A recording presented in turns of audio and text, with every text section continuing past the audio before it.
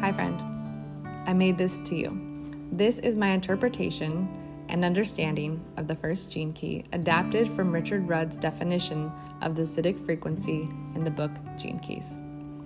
I define the first gene key as becoming beauty, and with my embodied experience, it has inspired the book idea of beauty in the box, based upon my experience. I believe that proof of true beauty is found in the life of one who offers true inspiration to humanity. Beauty is the reason for life, and life is the reason for beauty, and beauty lies in the unity of all. Richard Rudd. The programming partner for the first gene key is the second gene key, unity. There is no beauty without unity, and beauty is a paradox. It simply does not exist. True beauty is emptiness, and when manifested and realized in a human being, it results in a directional shift for humanity. As Richard Rudd describes in his transmission, when beauty catches fire inside of you in this way, you cannot really become a teacher of others, because you now no longer have anything to teach, and every time it has been expressed, it has been misunderstood, resulting in great suffering at the hands of the masses. To be so dangerously unique and beautiful is to draw fire from the forces of jealousy and denial. Beauty is unity in human form and is beyond our imagination, and is simply so natural that it cannot be expressed, and the only way to understand it is to die into it. In lower frequency, beauty is a definition for something, while true beauty would exist in the space of nothing, in something's absence. Yet even that still points to duality, rendering it not true beauty. With it being unique, it is unable to be explained or accounted for. It cannot then be measured or weighed. With true beauty, being empty, it does not exist on lower planes where beauty is defined by assessment and measure. As once said assessment is done, the beholder separates itself from that which they have declared beautiful, rendering it not true beauty.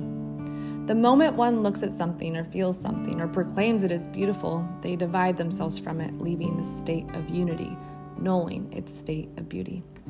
Emptiness is true beauty, as there is no one to comprehend it and nothing to feel it, and it cannot be spoken of, copied, or shared. I believe beauty is an experience, and the shadow frequency is experienced as beautiful. Everything is experienced as beauty in the Shiddic frequency, and nothing exists outside of everything being in unity, making everything a creative and divine expression of beauty. An offering, sharing a single source while carrying the essence of pure uniqueness. Richard Rudd defines beauty as a fire that can only be embraced. I personally have experienced my fire burning too hot to be embraced, rendering me not beautiful by those in lower dimensional states, and also see and experience the only option for one in this frequency is to live as a unique example of what humanity will one day become as an expression of beauty and form, and what is coming for us as our future now, and is incomprehensible to what is considered our current standard of consciousness. The great cultural symbol of this primal masculine creative force within us, called beauty, is Shiva, and the primary force behind Gene Key 1. Prior to these current times, beauty was attributed only to deities who enshrined beauty outside of us, something to aspire to or be sought after, and never possible while alive, so set aside for those mystical figures who were portrayed to have the courage to be obliterated by it. As Richard describes, in truth, beauty is our nature. It is right here, right now, inside each and every one of us, and is paradoxically found both in our absolute ordinariness and in our utter extraordinariness.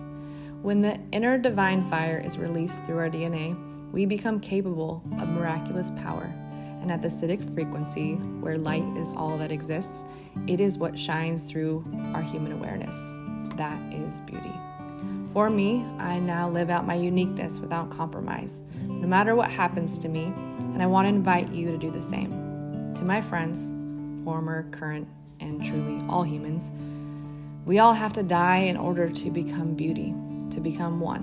And so I pray daily for those of you who battle duality.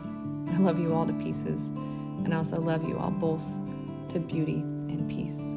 Cheers to living an unbelievable life, friends, and cheers to unity and harmony, forever and always, and in